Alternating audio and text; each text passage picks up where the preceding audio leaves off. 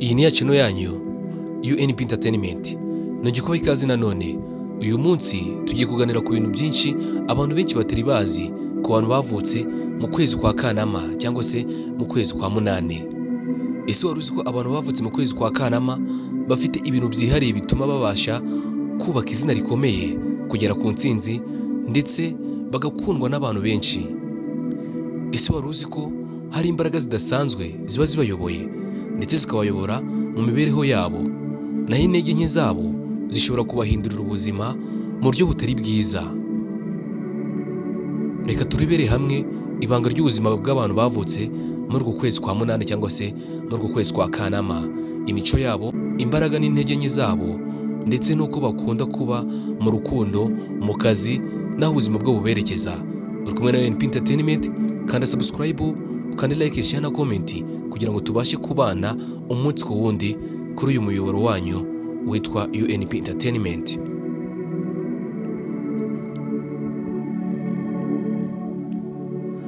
Reka duhere ku mateka n'ubusobanuro bw'ukwezi kwa Kanama. Kanama ni ukwezi kwa Munane mu mezi agize umwaka, ndetse mu Cyongereza bakaryita August. Akaba ari izina ryaturutse ku izina ry'ikiromani ryitwa Augustus. Akaba ari izina ryahariwe ukwezi kwa Munane mu rwego rwo guhereza icyubahiro umwami Augustus Kayizari. Uyu ni umwami mu mateka y'Abaroma. Uyu mwami akaba yarazwiho ubutwari, ubuyobozi buhamye ndetse no gufata ibyemezo bikomeye. Ibyo ngibyo nibyo byatumye Kanama igira igisobanuro nk'ukwezi k'ubuyobozi, intego ndetse no kudatinya. Mu bihugu byinshi Kanama ni igihe cy'izuba ryaka cyane ndetse gishushanya imbaraga, ishyaka n'ubuzima bufunguye.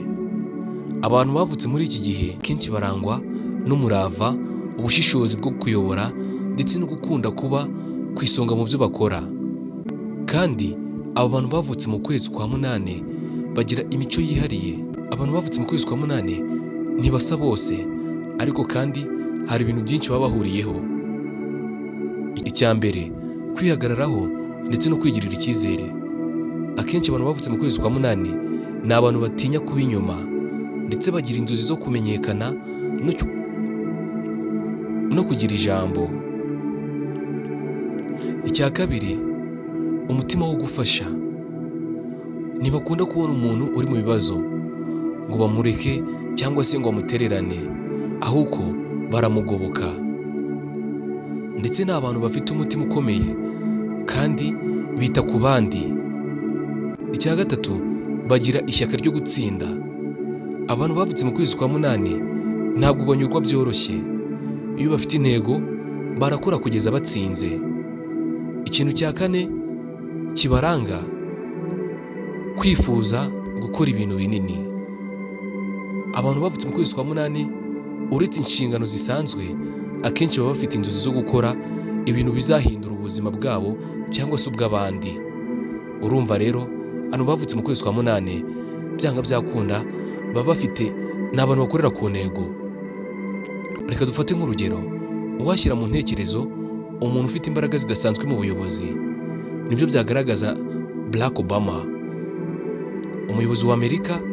Akaba yaravutse mu kwezi kwa Munane, yemwe akubaka byihariye ndetse akanahindura amateka ya Leta Zunze Ubumwe za Amerika. Abantu bavutse mu kwezi kwa Munane bagira imibanire n'abandi. Abantu bavutse muri Kanama bakunda abantu ariko ntibakunda abantu bose. Baturanye inshuti zabo, bakaba inkingi ya mwamba ku bo bizeye. Naho mu rukundo, abantu bavutse mu kwezi kwa Munane akenshi barakunda cyane, bakiyemeza kandi bagashaka kugira icyo bamarira abo bakundana. Iyo bakunze ntibakunda gusa mu magambo, ahubwo bakunda no mu bikorwa. Naho mu muryango, abantu bavutse mu kwezi kwa Munane baharanira kubaka umuryango uhamye kandi ufite icyerekezo. Mu gihe mu busabane, aba bantu bavutse mu kwezi kwa Munane bazi gusetsa, gusabana, ariko bakaba maso ku kintu cyose gishobora kwangiriza umubano wabo n'abandi. ndetse abo bantu bavutse mu kwezi kwa munani bashobora no kurakara cyane igihe batubashywe cyangwa se bateshejwe agaciro. Reka tuze kurebera hamwe imbaraga z'abantu bavutse mu kwezi kwa munani. Abantu bavutse mu kwezi kwa munani bagira ubushobozi bwo gufata ibyemezo bikomeye, kubera ko ntibatinda gufata umwanzuro igihe bikenewe. Ndetse aba bantu bavutse mu kwezi kwa munani bafite impano y'ubuyobozi karemano. Ntabwo bakenera umwanya wo kwiyamamaza cyangwa se wo kugira ngo biyerekane kugira ngo bayobore abandi, ahubwo imico yabo n'ibikorwa byabo birivugira, bakaba bagirirwa icyizere mu rwego rwo kuyobora. Ndetse aba bantu bavutse mu kwezi kwa munani ndetse bigirira icyizere, bityo bigatuma bagira ijambo mu byo bakora.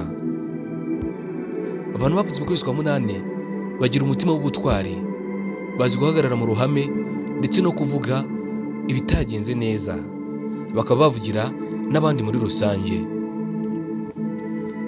Aba bantu bavutse mu kwezi kwa munani bazwiho kudacika intege. Nubwo bahura n'ibigeragezo, bahora bagerageza kugeza batsinze. Reka dufate nk'urugero rwa Whitney Houston. Uyu ni icyamamare mu muziki, akaba yaravutse mu kwezi kwa munani ndetse yaranzwe no kudacika intege no kuba intwari mu rugendo rwe rwa muzika.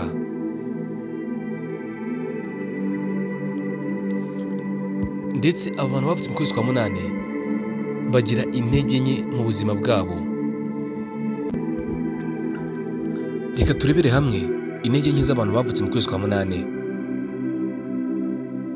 Abantu bavutse mu kwezi kwa munani muri bo bagiramo ikintu cyo kwiyemera, kuko bazi ko bafite ubushobozi bishobora kubateza kugera hejuru y'abandi.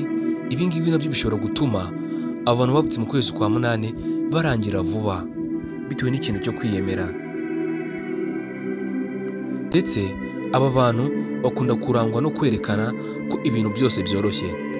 Iyo ibintu bitagenze uko babiteganya bararakara kandi ntibabigaragaze. Abantu bavutse mu kwezi kwa munani ntabwo bashobora kwihangana igihe kinini, baba bashaka kubona umusaruro vuba, kandi iyo bitabonetse barahungabana cyane. Ndetse aba bantu bavutse mu kwezi kwa munani ntabwo bakunda gutegekwa, bashaka kwihitiramo inzira zabo, kandi igihe bayobowe n'abandi batabishaka bashobora kuva mu byo barimo. Abantu bavutse mu kwezi kwa munani bagira ubuzima bwabo mu kazi ndetse n'ubukire byihariye, kubera ko abantu bavutse mu kwezi kwa munani akenshi bagira imirimo ifitanye isano n'ubuyobozi, ubucuruzi, politike cyangwa se ubuhanzi bukomeye.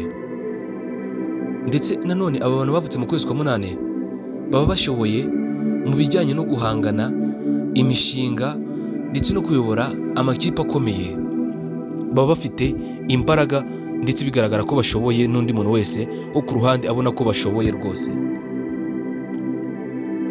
Akenshi aba bantu bavutse mu kwezi kwa munani baba bashaka gukora ibintu binini bizababeshaho cyangwa se bikabahereza izina rikomeye.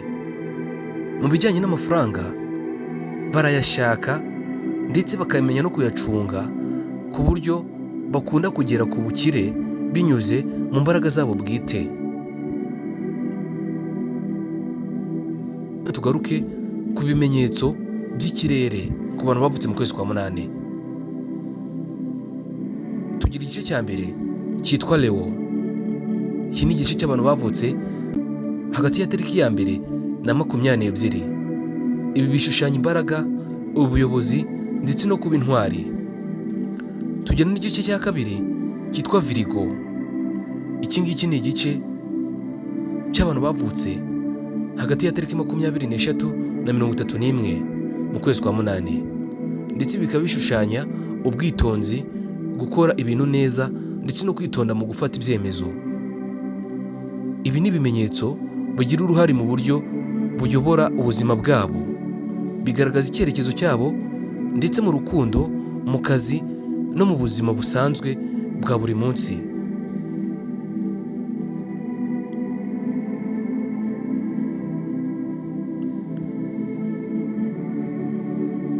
Abantu bavutse mu kwezi kwa munani hari ibyo bakunda kugeraho, ku buryo ushobora kubona umuntu wabona ibyo yagezeho ugahita uvuga turiya muntu byanga byakunda yavutse mu kwezi kwa munani. Kugira amazina azwi ku rwego rukomeye, abayobozi, abacuruzi, abanyapolitike ndetse n'abahanzi.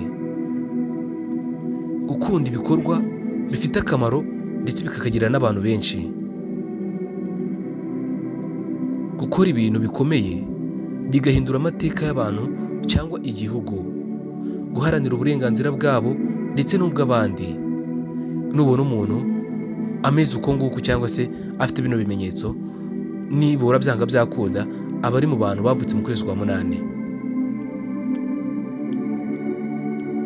Ibi byose tubonye bigaragaza uburyo abantu bavutse mu kwezi kwa munani cyangwa se bavutse muri Kanama bafite imbaraga zidasanzwe, imico yihariye ndetse n'ubushobozi bwo gukora ibikorwa bikomeye. Ese wowe wavutse mu kwezi kwa munani cyangwa ufite inshuti yavutse mu kwezi kwa munani? Gisangiza kino kiganiro kugira ngo ibashe kumenya byinshi biyerekeyeho. Ni ikihe kintu muri ibi bigaragaza waba ubona bidasanzwe? Dusangize mu bitekerezo kandi ntuzibagirwe gukanda subscribe na like na share kugira ngo tubashe kubaka umuryango mugari wa UNP Entertainment. Mwakoze kudukurikira. Iyi ni UNP Entertainment ku bantu bavutse mu kwezi kwa munani. Ibiganiro nk'ibi nakagaruka. Ciao ciao, murakoze cyane.